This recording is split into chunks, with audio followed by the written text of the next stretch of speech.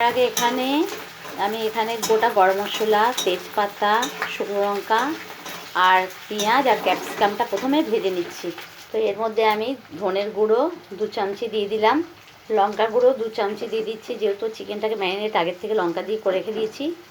তো আরেকটু দিচ্ছি আমি, তো 1 চামচি হলুদ দিয়ে দিলাম, তো নুন দিয়ে দিলাম, তো সামান্য একটুখানি চিনি দিয়ে দিলাম একটু কালারটা আসার জন্য। তো আমি আজকে কাশ্মীরি লঙ্কাটা ইউজ করছি না, যার জন্যে কালারটা খুব একটা হবে না। তো এখানে আদা আর কাঁচা লঙ্কা বাটাটা আছে, এটা দিয়ে দিচ্ছি, তো 3 চামচি দিয়ে দিলাম। আর এখানে আছে পেঁয়াজ রসুন, এই বাটাটা আমি 3-4 চামচি দিয়ে দেবো। কত সুন্দর কালারটা এসছে।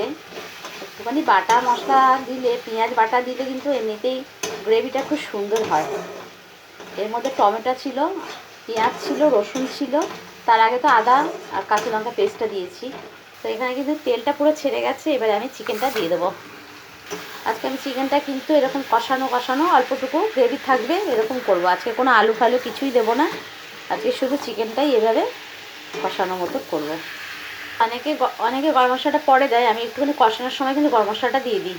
আর আমার না এরকম লোহার কড়াইতে কষাতে গেলাম, আমি তো প্রথম ভেবেছিলাম ননস্টিকিতে করবো, কিন্তু না, এটা করলাম না, আমি এইটাতেই করছি।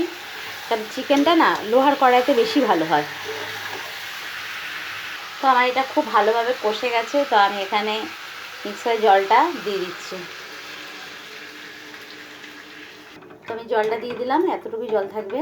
তো এখন ফিরে আসছি কিছুক্ষণ পর।